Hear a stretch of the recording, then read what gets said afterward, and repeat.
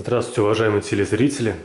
В рамках общественной кампании в поддержку открытия в Саранске мемориального музея памяти жертв сталинских преступлений и создания мемориального комплекса памяти жертв сталинских преступлений на месте их массового захоронения в Саранске на юго-западе у Богоявленских родников мы посетили совсем новый уникальный музей. Военно-поисковый музей двух фронтов открылся 5 октября в здании Мордовского республиканского молодежного центра.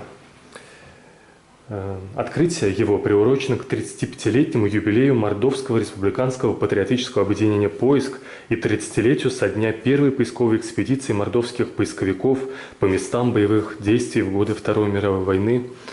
И расскажет нам о нем директор военно-поискового музея двух фронтов, бывший заместитель командира университетского поискового отряда «Живая память», победитель Всероссийского конкурса молодежных проектов 2017 года в номинации «Поддержка студенческих инициатив» Сергей Николаевич Цыганов. Я правильно представил? Да, Ничего не ошибся. Вот расскажите, пожалуйста, Сергей, о вашем музее, глаза разбегаются. Создание вообще музея, как мы думали создавать, вообще как он образовался, это целая история такая уже маленькая наша, которая образовалась прямо в этом году, которая реализовалась наша мечта, и мы вот создали этот музей. Сначала мы хотели сделать музей именно на свои средства, когда молодежный центр переехал, у нас даже не было простой, даже обыкновенной поисковой комнаты, где мы могли посидеть с ребятами, где мы могли принести свои вещи, экспонаты, которые везли. И вот потом решили на свои деньги, на чистом энтузиазме своем. Энтузиазме, да. Энтузиазме, вот. 8 месяцев назад, да? Да, 8 месяцев назад, и мы потом, нет, это еще год назад, вот в это время, год назад, и потом так, мы подумали, что хороший именно музей, такой хороший, именно поисковый, нам нужны очень хорошие деньги, финансирование. И как раз проходила поддержка студенческих инициатив, Мария Федоровна Егорина еще командир тогда мой, предложила: Сергея, давайте подадим, осталось всего 3 дня. Мы давай быстро, как, что, вникли в этот проект, как его писать, как, что.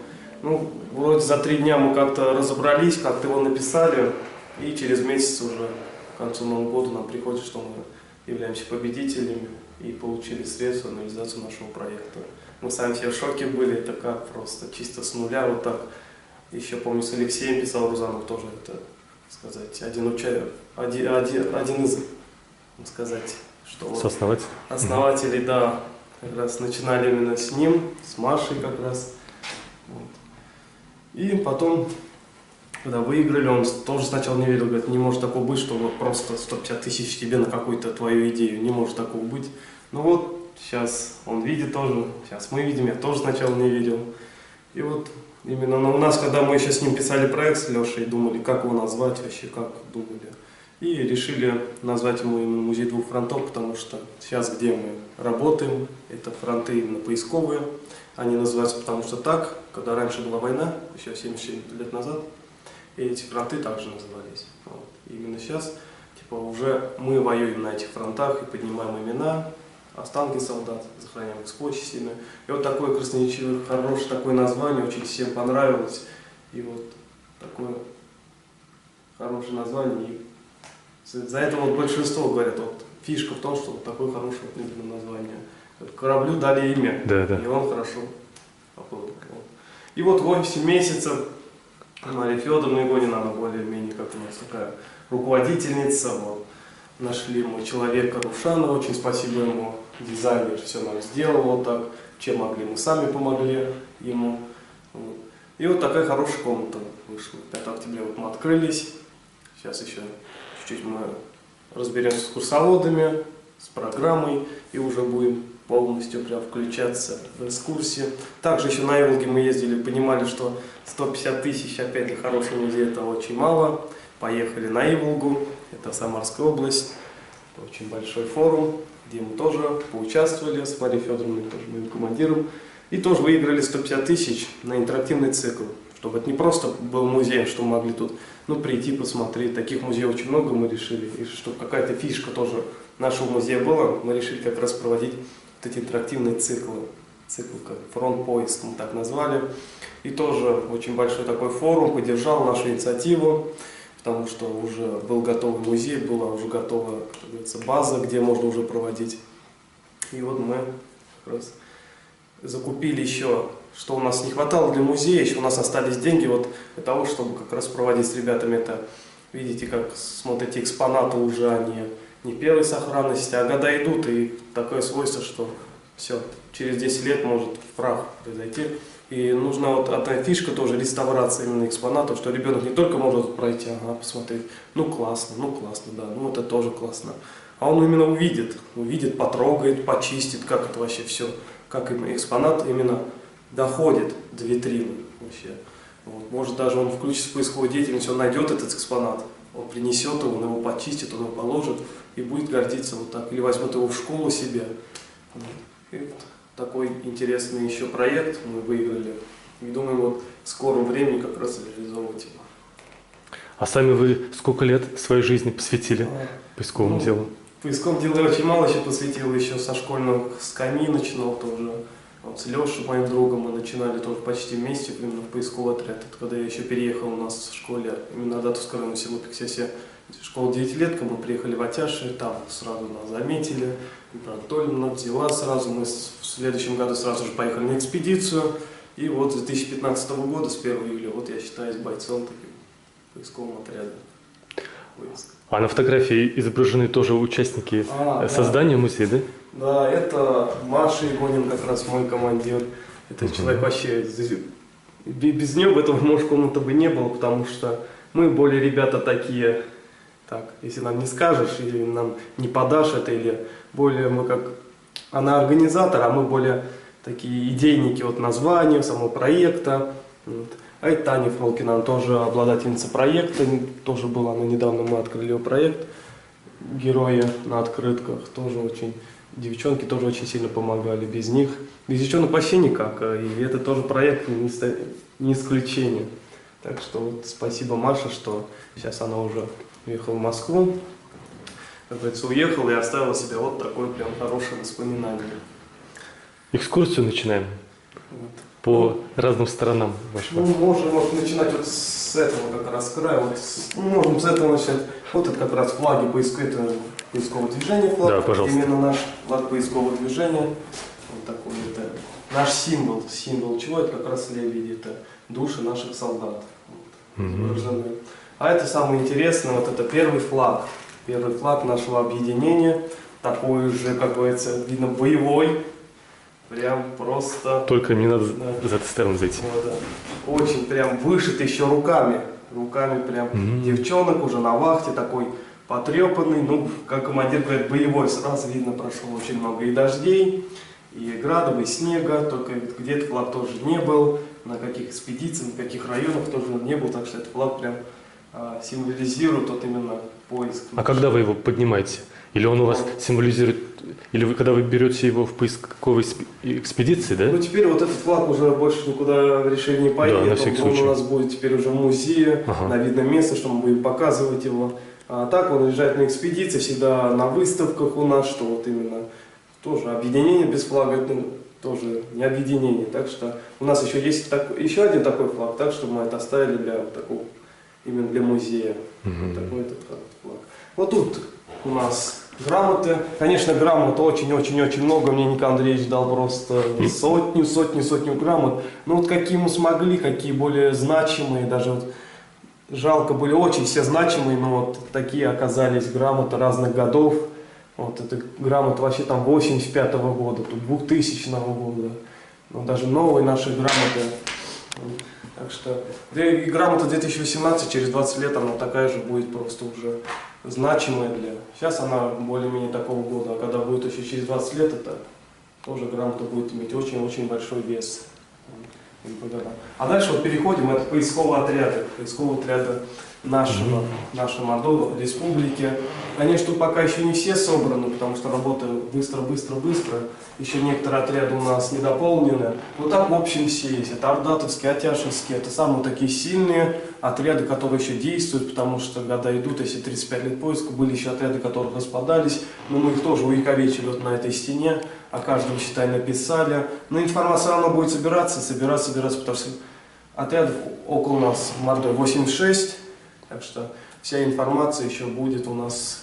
Да, здесь каждый Да. раздел, если приблизить, Да. он посвящен району. Району. Ну вот самая еще такая вот стенд, тут сюда переходим, это уже у нас городские отряды, это наша история мордовского вот поиска, тут вот уже у нас разрисована, это первая вахта наша, тут такая маленькая, краткая, конечно, история, она очень кратче тут было написано, потому что места не так много, а так история, она очень большая, ну вот такой вкратце мы ее изложили вот на этом баннере.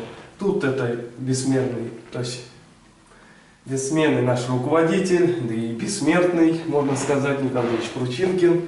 Вот это его маленькая история, без него тоже. И может, ну без него точно бы не было ничего, потому что это наш прям такой мужик, который именно начинал все это дело. И сколько через него уже прошло таких молодых пацанов, как мы, сколько он воспитал.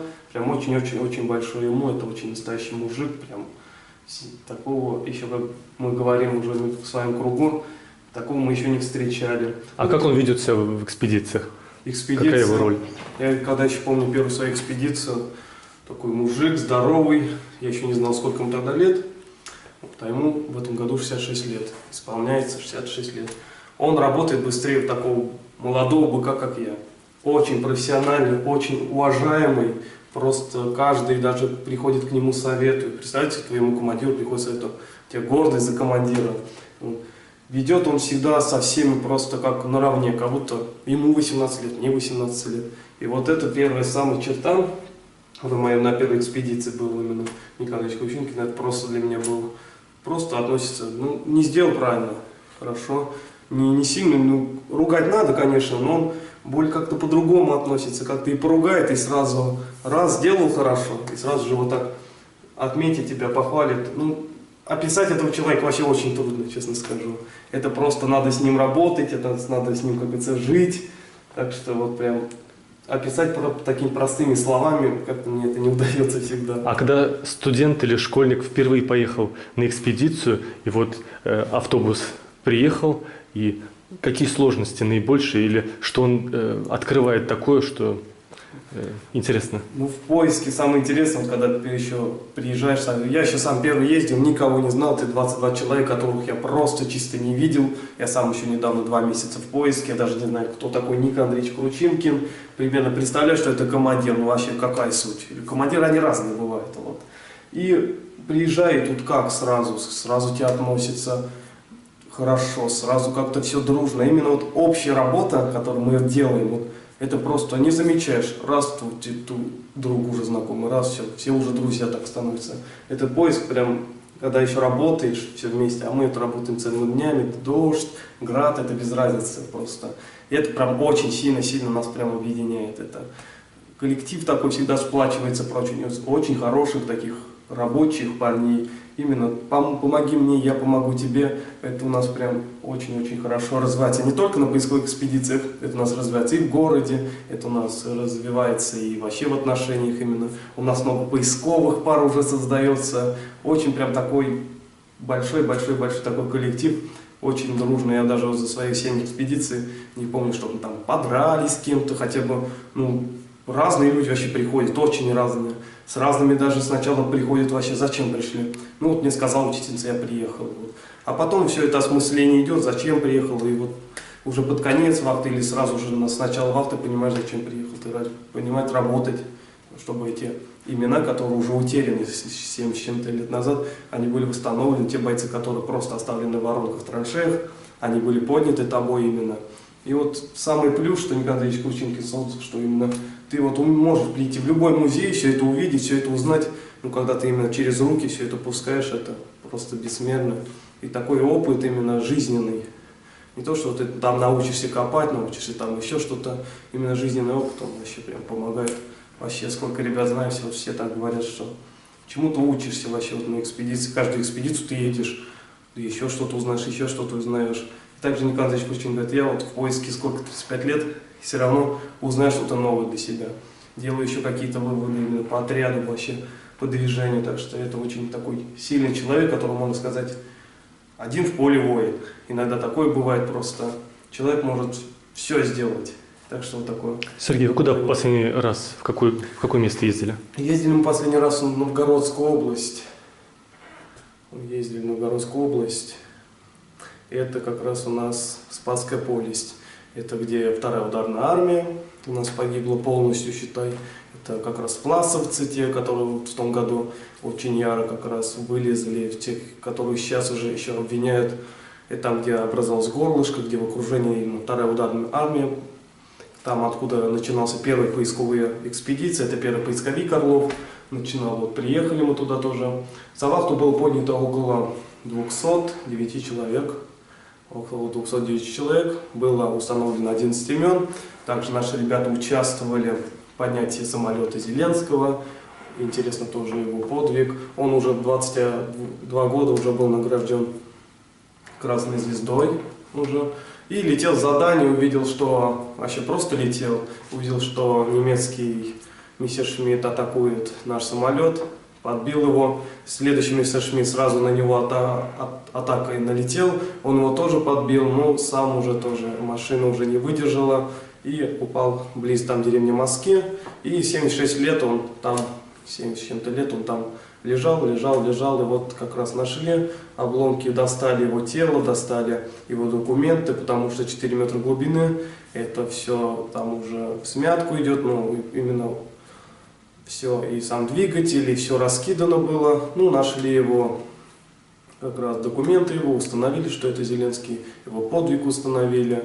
И уже, наверное, скорее всего, уже потом после вахты его отправили домой, потому что имя его известно, и родственники, скорее всего, уже захотят именно увидеть его, именно могилу у себя на родине. Потому что каждый боец, он хотел вернуться домой, хоть как, потому что цель – воевать за своих близких, воевать за своих родных, чтобы прийти, потом обнять их.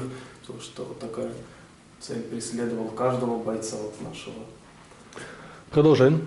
Вот. Какие у нас еще стенды? Ну, тут такой образ у нас поисковика. А извините, архивно-поисковая группа «Броня» да, это... забыла. Архивно-поисковая «Броня» это Алексей Кузнецов, создана в 2001 году. Это уже как выходцы из Мордовского республиканского подразделения поиск. Это уже такие уже опытные мужики, которые уже...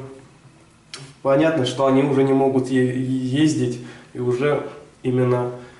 Они могут ездить, но они уже не могут ездить, как сказать, именно с нами, именно к теми уже пионерами. Потому что Ник Андреевич, у него такая свойственность, он именно надо учить. А этих ребят за 35 лет уже собралось очень-очень большое количество, которые хотели бы сами уже поехать на экспедиции, уже не в отличие от всяких, как говорится...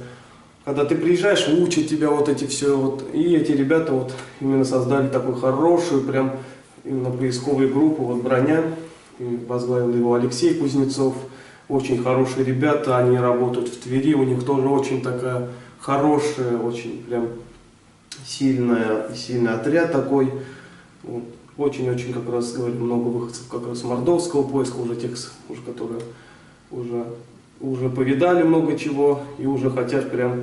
Мужики, у всех есть семьи, у всех уже свои там и бизнес, и что, но вот в такое время они выезжают, именно когда они захотят, именно когда им именно время, там отгул им дадут, может на 2, на 4 дня уже. Вот. Так что и вот эти ребята создали такой хороший отряд, и очень у них такая...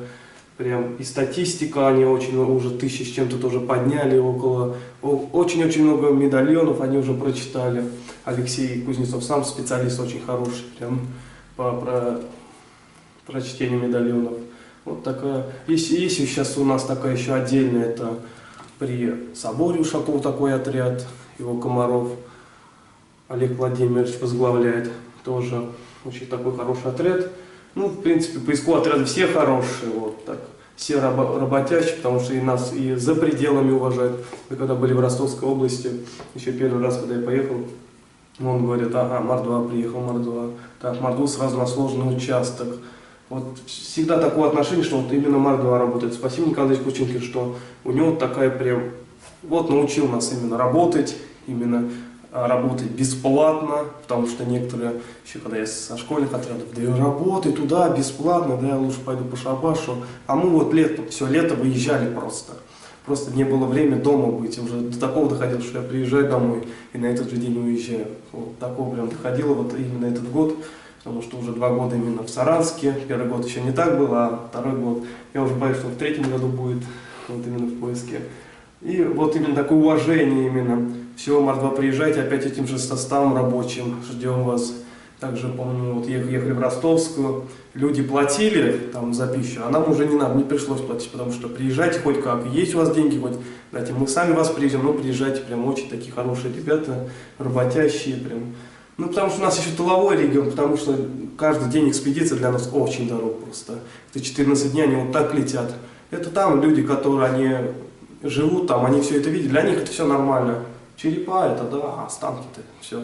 Медальон валяется там, дети черепами с детства играют, там автоматами, только чем они не играют. То есть каждый музей, для них это просто, ну, нормально. Вот. А для нас, когда мы приедем, такие вообще школьники приехали, ужас. Представляли, что там 2-3 человека, может, которых сохранили товарищи, но не могли найти, потом забыли о этих могилах, мы будем искать. Когда ты столкнешься, что за вахту по 500, по 600 человек поднимают, это прям очень ужас. И самое интересное, что самый прям такой интересный, что с каждым годом еще больше находят, еще больше. Наоборот, тенденция должна идти. Да, удивительно. А эта тенденция еще возрастает. В том году 36 тысяч было поднятых. В этом году вот сейчас приедут ребята с Оренбурга, тоже уехали, там общие цифры выявят, за сколько за год будет поднято. Я думаю, цифра очень прям такая большая. Ну, это вот такой образ поисковички. Вот, да, где вы взяли эти столько манекены? Манекены мы заказывали. И формы. Вот тоже. Ага. Вот. Ну, это образ такой поисковички. Что интересно, у нас такого нет в отряде, там, женщина, мальчик, там. Иногда девушки работают сильнее любого мужика здорового. Это просто, даже такая поговорка на экспедиции, не помню какого фронта прошла, типа, 3 мордовочки лопатой заменяет эскаватор. Вот. Но это реально было, когда работал 91-й батальон поисковый, это состоит из мужиков, которые там служат 1 год. Вот. Они просто удивлялись. Девчонки копают. Они там сидят, ну вроде мужики, а эти девчонки не останавливаются. И вот таких у нас мордовских вот девчонок очень-очень много, и всегда приходят, ну дайте пару девчонок, пожалуйста, нам, дайте, пожалуйста. Ну как они работают, не могу. Хоть своих пойду мужиков типа затравлю, смотри, те же девушка работает, а ты не работаешь. И ты тоже смотришь, когда вот такая девчонка хрупненькая работает почти наравне с тобой, тебе хочется в 2 раза быстрее ее сделать. Ты шур забил, она шур забил, что-то не так, я должен быть уже быстрее, я же мужик. Вот, и такой у нас женщина такая, это прям тоже очень-очень такой большой символ, потому что еще такой отряд все равно без девушек, без таких прелестных существ, которые всегда нам и готовят, даже не то, что у нас такое опять разделение, что женщина обязательно готовить, нет. Мужики у нас тоже готовят, такого нет разделения, да? Девушка там ответственна за продукты. Вот раздает что, потому что у них это более получается, у нас мужикам, да, и все, мы все скушаем. Вот, и такой вот образ девушки, это очень-очень такой не только у нас, а вообще в поисковом движении, что именно мордовки, вот такие очень рабочие девушки. Ну, тут экспозиция, это вот с чем вообще работаем мы. Ну, тут мало вообще что представлено. Ну вот, если набрать навигатор, без навигатора, это просто сейчас не представляется вообще работа. Я сам 6 экспедиций ходил, сколько? Ну, 5 экспедиций ходил. Ну, в принципе, справлялся, но когда ты еще потеряешься, раз включил, дошел, а это надо еще целый час выходить. Хотя ты выйдешь, но это все. С навигатором это очень проще, забил точку, вышел просто, и все. Ну, такие маленькие, чем вот это номера, именно когда мы находим именно останки бойцов, мы нумерируем это, у каждому номер есть, потому что без учета это просто так, я поднял, а кто поднял, его можно потом установить же будет. Хотя он неизвестный сейчас, но технологии, они не стоят на месте, и потом легко можно определить имя. Ну, это лупа, сейчас всегда спрашивают, а зачем вам, говорит, лупа? Ну, это для, когда находим медальон, именно для прочтения медальона, это щуп такой раскладной, это тоже такие приспособления при поднятии бойцов. Ну, самое нам главное, это лопата, щуп. А что такое щуп? Щуп, вот, это на данном вот примере показано. Щуп, это такая маленькая трость. Чем ты не дойдешь лопатой, ты легко можешь раз его наткнуться или на останки, или на какое-то железо, или на пустоту. Когда ведь хранили или просто лежат, остаются пустоты. И вот этот щуп легко нам позволяет установить пустоты. Даже если ты не попадешь на кости, но вдруг щуп сразу провалится, значит что-то там есть, значит что-то там рыхлое, значит что-то там гнило. Это щуп, это второе оружие поисковика после лопаты. Вот такой предмет нам нужно, вот кисточка при потом археологической зачистке именно бойцов. И вот такие средства гигиены, средства чем кушать, ложки, кружки, часы. Вот такой маленький, конечно, а больше и не надо. Так, мордовскому поисковику больше такого сильно там. И рации иногда еще бывает у нас. Очень много таких приспособлений есть. Вот, так что вот эти работы. Вот на данном еще примере мы сделали книгу памяти именно поисковиков, которых уже с нами телесно нету. Эти поисковики не только вот так чисто в книге, мы на экспедиции целый день уже уделяем им, работаем за поисковиков, которые именно телесно с нами нет. Целый день мы работаем именно за них. Они могли уже сидеть с нами любой рядом. И такая книга прям очень хорошая, со словами. Это Гриша Сурайкин, очень известный, он погиб на Донбассе. Вот. Еще старые поисковики, которые только что начинаем, еще ретро-фото. Вот это Бурнайкин, очень известная личность. Хотя на одной экспедиции он не был, но он вытащил тысячи имен с архивов. Он очень работал, он много еще даже героев Советского Союза, забыл фамилию, кому он именно восстановил ему, медаль потом вручили. Вот. Очень-очень много людей с нами нет. Вот такая книга памяти именно. Было обязан таким уж сделать это. Мы должны были сделать. И вот такая хорошая, именно чтобы помнили. А что такое шурф, шурфить?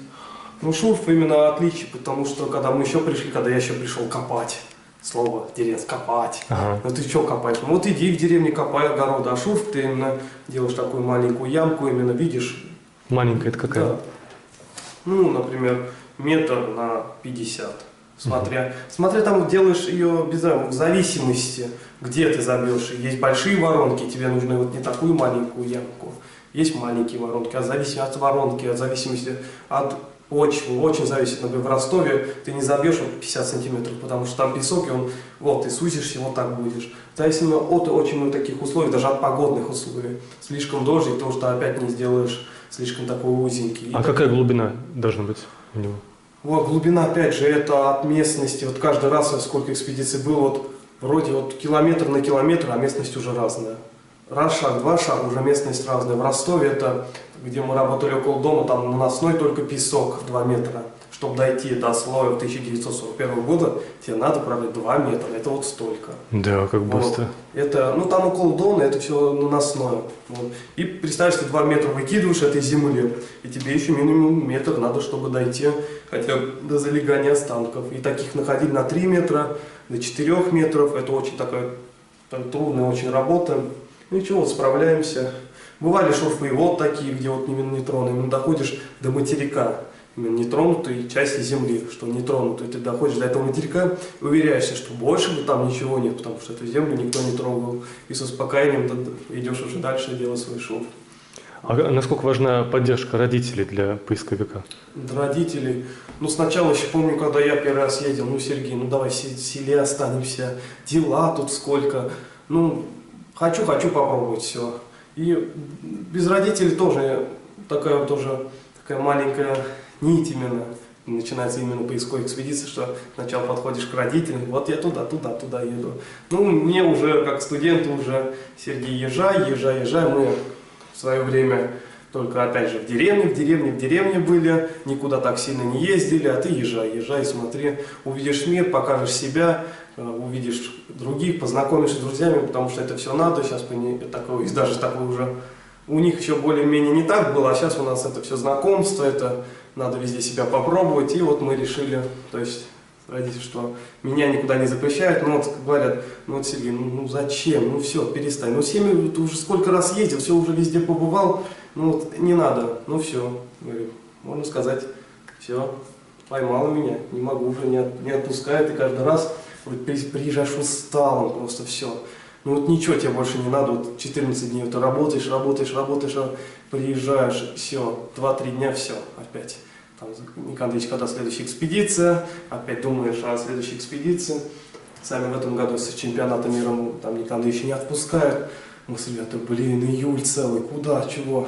Никандрович, можно мы там четвером, самых уже поисковиков, которые уже по 6, по 7 вахт поехали, Ник Андреевич нас отпустил. Мы четвером первый раз без Ника Андреевича, там вообще без руководителя поехали.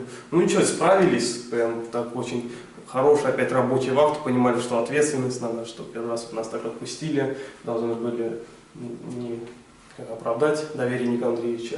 И вот справились, так что вот это уже могли же не ехать, могли просто, а там давай пошли сначала за свой счет, потом нам, конечно, Наталья Юрьевна еще руководитель поиску отряда «Живая память». Она нам потом все вернула. Это еще вдвойне нам радости придало. Ну, так мы ехали, тоже работали, где мы работали, это Калининский фронт, Зубцовский район, Погорелое городище. Очень тоже страшные бои там были, нам рассказывали местность. Вот тут, ребята, и в колодцах есть, и в воронках есть, и верховые есть.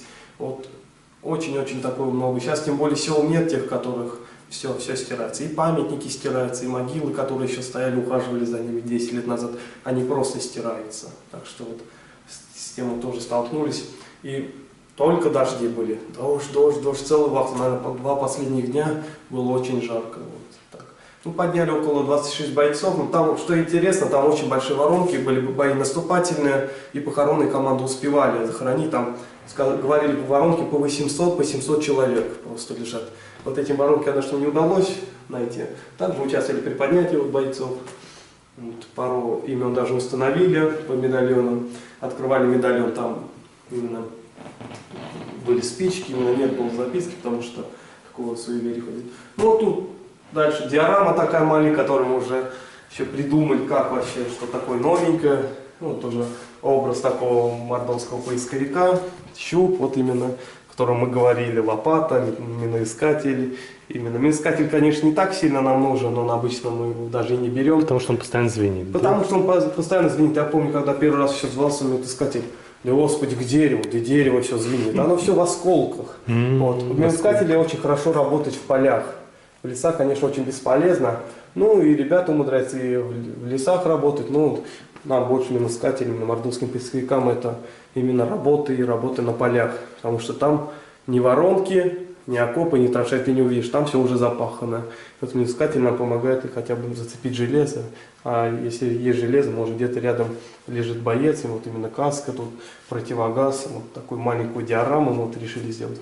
Вот даже на фотографии Ник Андреевич Кручинкин, это Валерий Михайлович, это вот сама Маша, вот девчонки, вот 2 мужика, 3 девчонки, это вот такой у нас, да, вот девчонки всегда на отвале перебирают, потому что они более внимательные, чем мы. Вот такая маленькая диорама, хорошая, очень хорошая, оценили, что вот у нас такая она получилась. Вот. А все найденные вот такие вещи, они у Николая Андреевича в музее находятся, да? Или... Уникальная? Ну вот эти вещи мы все вот привезли с разных экспедиций, вот собрали именно тут. Вот с экспедиции, вот этот котелок, вот эта каска была вообще найдена в Новгородской области, именно лежала с бойцом, саперная лопатка. Это все находим. У Ника Андреевича очень большой запас есть. У нас уже, как у музея должно какой-то, мы собирали, мы уже 8 месяцев готовились, собирали вот эти все экспонаты, вот как все. Так что и у нас очень-очень-очень интересные именно порой вообще вещи есть. Как Ник Андреевич сказал на открытии, что мемориальный музей это мемориально. Вот, военный поисковый такого вообще у нас нету. И такой хороший такие слова он очень сильно говорил на открытии. Ну вот на данном слайде у нас показана именно часть, конечно, самая маленькая крошечная часть имен, которые мы установили. Вот это на данном примере скажу, Шабакин Михаил Фролович. Вот. Герой тоже войны. Что интересно, в 2000-м мы его подняли около Куклина, где 300 наша Рославская дивизия была. Вот. И медальон, мы его открыли, но не читался медальон. Чисто запись уже расцвела, просто чистый бланк был. И сейчас с помощью фотошопа, с помощью всяких компьютеров, вот, и удалось как раз нам ставить вот такой маленький вкладыш, вот, где боец записочку такую вот маленькую, вот это на примере вот. Чистая вот такая записочка, ничего не видно, ни капли, вот такое открываешь, никаких записей вообще не видно. И потом с помощью как раз фотошопа обрабатывается, это тоже почти такая же записка, но обрабатывалась фотошопом. И записи вот чисто проявляются именно цвета, которые угасились. И вот с помощью фотошопа мы в 2017 году начали работу по тем медальонам. Вот установили родственников ему. Вот это была жена. Нашли, интересно, мы по презентации Расторгуева Емельяна, я наткнулся. И тут как раз всю бабушку проработала в школе, в верхотуре, учителем. Также потом, когда я уже прочитал, понял, что, скорее всего, это жена Шабакина, потому что в медальоне было указано в верхотуре именно рода. Вот. И дальше он потом читает, что где-то вот написано, потом его в презентации было написано именно, что дед, говорит, мой прадед, ушел на войну. Вот Шабакин Михаил Фролович. Вот. Муж Марии Андреевны Шабакин ушел на фронт в марте 42-го. Погиб на Смоленском направлении. Все, никаких больше известий больше нету. И вот с помощью вот такой презентации мы установили. Вот дальше тут Шабакин Михаил Фролович, политический руководитель роты 132-го Откуда полка. взяли вот этот список? Это потом мы нашли в ОБД, память народа, такие большие сайты, где можно установить имена бойцов, как они именно прошли войну и, скорее всего, какие-нибудь вообще данные именно вырвать. Ну и когда еще вот, Калужская область, это бланк, на каждого бойца составляется бланк. Вот. Вот тут Калужская, Сухиничский район и Куклино, населенный пункт, где его нашли. Вот. И тут, опять же, именно читалось, что вот Шабакин Михаил Фролович, младший политрук. Вот эти данные медальонов сюда все записываются, потому что это все надо вести, потому что находили тогда вовремя вот чистый бланк. Ничего да. вообще ничего не читалось. Вот. И с помощью потом вот фотошопа вот. И запись проявляется. Вот это прям очень-очень спасибо таким технологиям. Да. Очень-очень вот сразу смотришь фамилии, ничего не видишь. Тут вот даже отчеты РФСР, вот на распечатке даже очень хорошо даже видно. Вот такие вот интересные истории. Это очень маленькая такая часть. Чего вот нашли. Вот эта земля у нас стерка вот бойца. Это вот земля у нас со Смоленской области вот хранится. Бойцов. Вот мачете Иван Афанасьевич тоже интересно, найден поисковым отрядом Смоленска, тоже в области в 2002 году. Что интересно, его нашли по медали вообще ни за боевые заслуги, никакие вообще военные заслуги. Его нашли по медали, колхозной медали. Именно был такой трудовик, и ему вот вручили медаль потом. По этой медали, вот даже вот на фотографии видно вот там медаль, вот, которая вот, первая. И вот такие же тоже очень-очень много имен. Около вообще 170-180 найдено было за медальонов. Вот. Очень-очень тоже очень много вообще вот установили. Сейчас потом закрыть. Ну тут опять же, вот еще интересный такой экспонат. Все привезли. Это вот ботинок. Ботинок вот 29 апреля 2005 года был найден останки 3 советских бойцов. Вот именно с одного бойца вот был, как раз привезли этот ботинок. Потом установили это было расчет ПТР. Вот Суров Кузьма Кириллович и Кирилл Григорьевич. Установили их имена. Вот это такая маленькая вещь, которую привезли в этом году именно. А хотя бы в 2005 году, это сейчас экспедиция проходила, уже опытный поисковик помнил этот раскоп. Этот же ботинок говорит, остался там же. Ну, так что, из данных вещей тоже немецкая каска. Вот, тоже найдено. Вот этот котелок тоже именно немецкий, таких очень вещей интересные тоже, очень один такой. Чем у нас такой же котелок был, но тут заклепками различается. У немецких 2, у нас вот 3. Такая интересная немецкая вилка, ложка именно. Иногда мы находим при наших бойцов вот такие вещи, потому что такая очень удобная вещь, бойцы, когда нас тоже и брали тоже себе и пользовались. Это вот тоже интересная вещь, это у нас от итальянского, это найдено в этом году в Ростове. Вот эти экспонаты вообще самые, которые вот недавно привезли. От итальянского чего? От итальянского ручного пулемета Бреда. Тоже интересно, первый раз такой увидел именно вот в этом году. Также вот котелок наш, это от известного немецкого пулемета МГ. Так что это вот еще самый вот известный у нас Дегтярева, именно магазина Дегтярева. Вот еще самое интересное, забыл экспонат. Вот еще вот эта сторона очень самая интересная, это саперная лопатка. Вообще нестандартная и такой очень-очень редко найдешь. Там дальше мы пройдем, вот покажем именно В чем редкость? войсковую лопату обычно. А редкость, что она именно сделана, скорее всего, бойцом именно саморучно. Да. Потому что, видите, этот черенок сделан от простой обычной лопаты, деревенской обычной лопаты. А боец, скорее всего, был уже с мест боев именно там жил. И не будешь с собой вот такую большую лопату. Все равно такая примерно общевойсковая должна была у тебя быть. Вот такой ополченец, скорее всего. Вот даже видно вот две пулевое отверстие. Вот такой очень-очень такой редкий экспонат. Такой очень редко, вот где встретишь. Вот также тут еще представлена, это интересно, гильза. На первый взгляд, конечно, гильза, а так это нет. Это свеча, солдатская свеча. Это окопное искусство, как обычно называют. Сюда наливал керосин или подсолнечное масло. Вставлялась маленькая тряпочка такая и поджигалась. Вот, потому что на то время именно таких уже хороших ламп, которые сейчас у нас есть, или хороших светильников, очень-очень-очень мало было. А подсолнечное масло горит, да? О, да, горит. Это тоже как раз использовали. Тоже первый раз услышал, то есть я тоже не знал.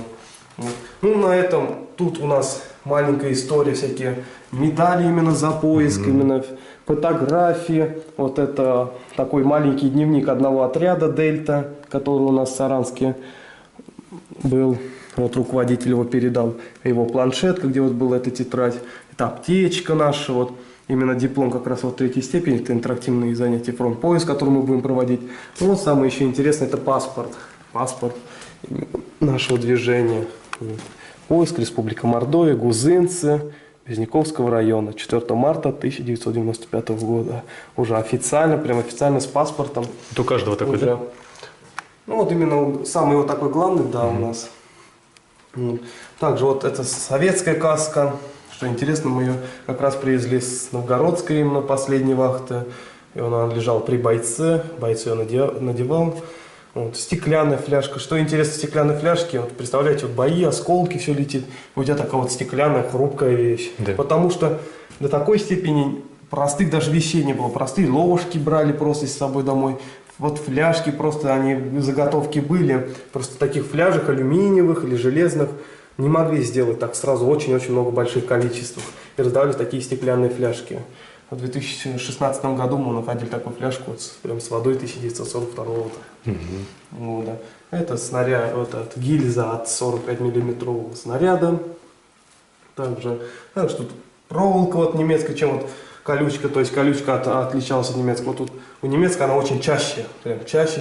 Наши редко вот такие колючки попадались. А немецкая она прям вместе очень-очень опасно. Даже до сих пор наступишь, ногу тебе легко проколет, до сих пор прям свое свойство она не утеряла. Это немецкий бачок, если по фильму если увидишь, всегда бачок такой немец идет. Это немецкий противогаза. Это шрапнель, а это вот осколок вот, мины. Вот. От минометки хвостовик. Вот.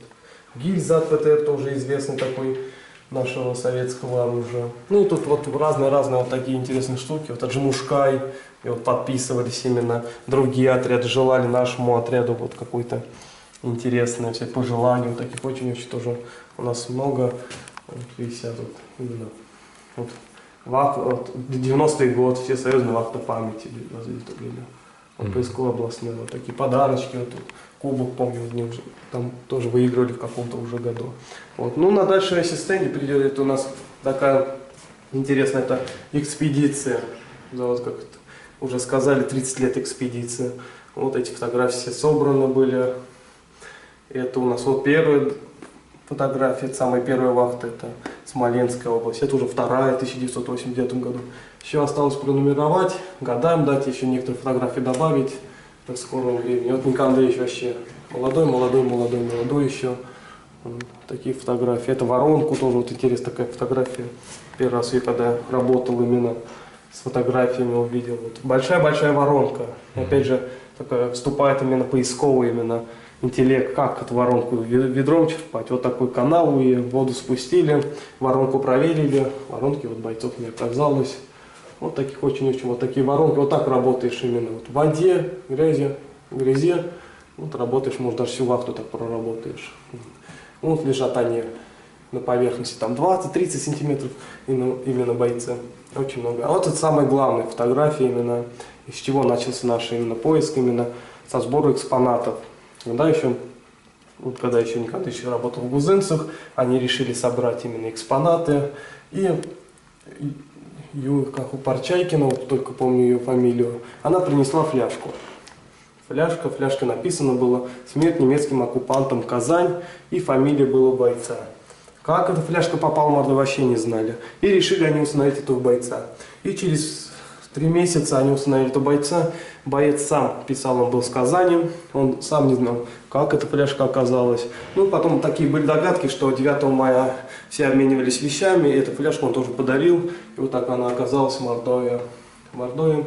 И вот с этой маленькой фляжкой именно стало, как говорится, наше поисковое движение именно официальное. Вот. Именно с такого экспоната. Потом эта фляжка опять фотку прислали, боец очень увидел свою фотку. И потом в каком-то еще в 2005 году именно история продолжалась. Фляжка, фотография-то сгорела, боец написал, что вот нет именно фотографии. И мы решили нашего Николая Кучинкина направить ему фляжку именно спустя вот столько лет, и уже в 2005-м он увидел именно свою родную фляжку, которую он прошел всю войну. Очень-очень до слез ему прям было очень